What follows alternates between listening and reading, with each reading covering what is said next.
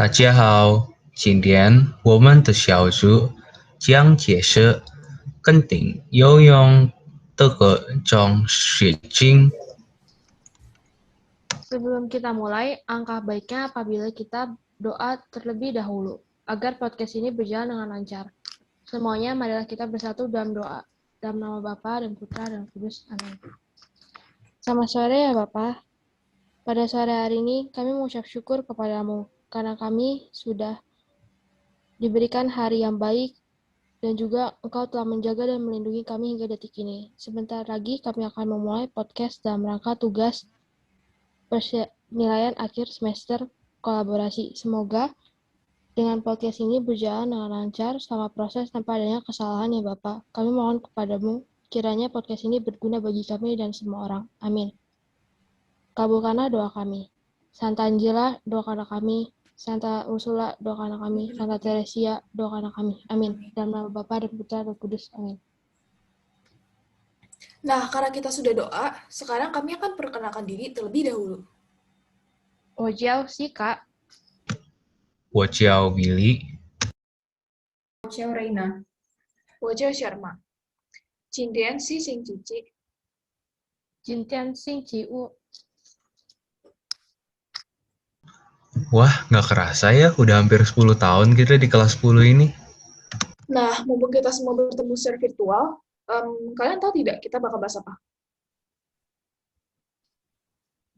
Kita akan bahas mengenai Yesus mewartakan kerajaan Allah, kan? Oh iya, selain latar belakang geografis, ada juga latar belakang politik dan ekonomi. Dulu Palestina dijajah oleh Yunani dan Romawi. Dan yang pemegang kuasanya adalah Yudea. Nah, pada zaman itu, perekonomian dibagi menjadi 3, yaitu kelas atas, menengah, dan bawah. Contohnya, kelas atas adalah ahli-ahli Taurat dan tuan rumah, kelas menengah adalah pegawai-pegawai, dan yang terakhir kelas ke bawah adalah para buruh-buruh dan penggarap. Benar sekali. Nah, sekarang aku akan menjelaskan mengenai latar belakang geografis dalam pewartaan kerajaan Allah tersebut. Wilayah Palestina dibagi menjadi 3 bagian, yaitu wilayah selatan disebut juga wilayah Yudea. Kondisinya gersang, tandus, berbukit, dan bergunung-gunung.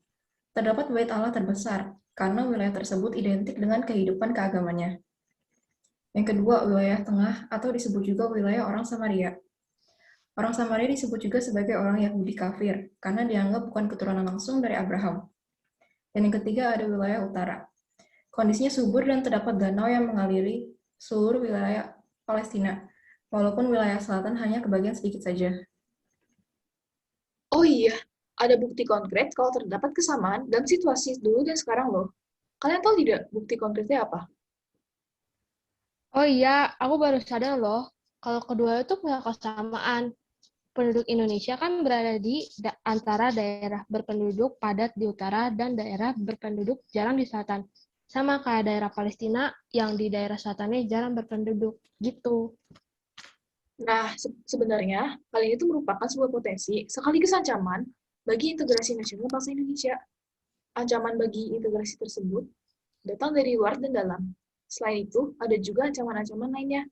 Nah, ada ancaman di bidang militer dan non-militer. Ancaman non-militer itu dibagi menjadi beberapa bagian lagi. Ada apa saja memangnya? Setahu aku, ada dibagi menjadi ancaman di bidang ideologi, politik, ekonomi, sosial, budaya, dan budaya maksudnya. Jadi kayak memang ada banyak sekali sih ancaman-ancaman terhadap negara ini.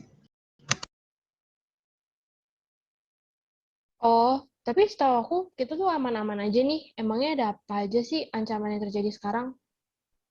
Pada zaman sekarang, ada banyak hal yang kita anggap sepele, namun bisa merusak persatuan dan kesatuan bangsa Indonesia. Buktinya, masih ada banyak pengisian yang terjadi. Banyak orang yang terlantar di jalanan karena tidak mempunyai cukup uang untuk tempat tinggal dan membeli bahan makanan.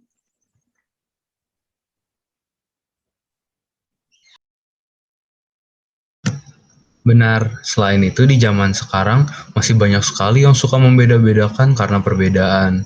Hal ini dapat menimbulkan perpecahan di sekitar kita. Sekarang menjaga persatuan terkadang sulit bagi beberapa orang.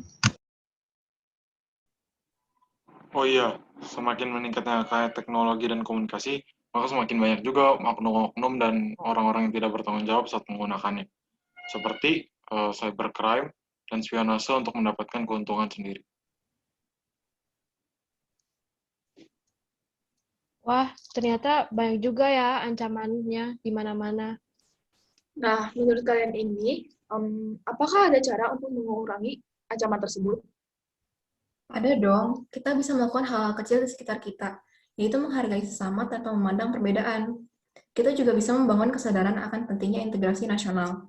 Hal itu bisa dilakukan dengan gotong royong dalam rangka peningkatan kesadaran bermasyarakat, berbangsa, dan bernegara. Oh, jadi gimana caranya biar agar orang lain di sekitar kita juga membangun kesadaran, bukannya perlu banyak agar orang agar ancaman tersebut benar-benar berkurang. Sebenarnya, ancaman serta peran masyarakat akan timbul jika adanya kesadaran diri. Nah, kesadaran tersebut muncul dari kemauan diri tanpa adanya tekanan. Masalahnya, jika masyarakat Indonesia sudah tidak memiliki kesadaran tersebut, maka bisa jadi bahaya. Wah, ancaman dan cara menyelesaikannya ada banyak banget, udah kayak kerajaan-kerajaan zaman dulu nih. Loh, kenapa kita jadi membahas tentang kerajaan-kerajaan? Nggak tahu kepikiran aja gara-gara beberapa minggu ini kan kita diajarinnya tentang kerajaan-kerajaan zaman dulu. Iya, apalagi kerajaan Hindu dan Buddha, yang letaknya ada di mana-mana. Ngomongin tentang kerajaan-kerajaan tersebut, ada banyak teori tentang masuknya kerajaan Hindu Buddha. Nah, kalian ini paling percaya sama teori yang mana nih? Kalau aku sih lebih prefer ke teori arus balik sih. Kenapa tuh kira-kira? Bisa dijelasin nggak? Jadi gini, teori ini tuh yang menyatakan kalau orang dari kaum Nusantara pergi ke India untuk mempelajari ajaran Hindu-Buddha. Terus diajarin lagi deh ke orang-orang di tanah air, ya gitu deh. Oh, jadi gitu ya. Kalau menurut Siva gimana nih? Oh, beda dong sama Billy. Kalau aku tuh percaya sama teori ketiga. Kenapa? Jadi teori ini tuh menyatakan bahwa penyebaran agama Hindu-Buddha dari kaum Waisya atau pedagang yang menetap sementara sambil menyebarkannya ke masyarakat di sekitar. Kayak lebih masuk logika aja sih. Jadi masuk dari pedagang-pedagang gitu ya? Oke, kalau Rina gimana? Kalau aku lebih percaya sama teori ksatria yang menyatakan bahwa golongan bangsawan atau ksatria dari India lah yang membawa masuk dan menyebarkan pengaruh agama Hindu-Buddha di Indonesia ini.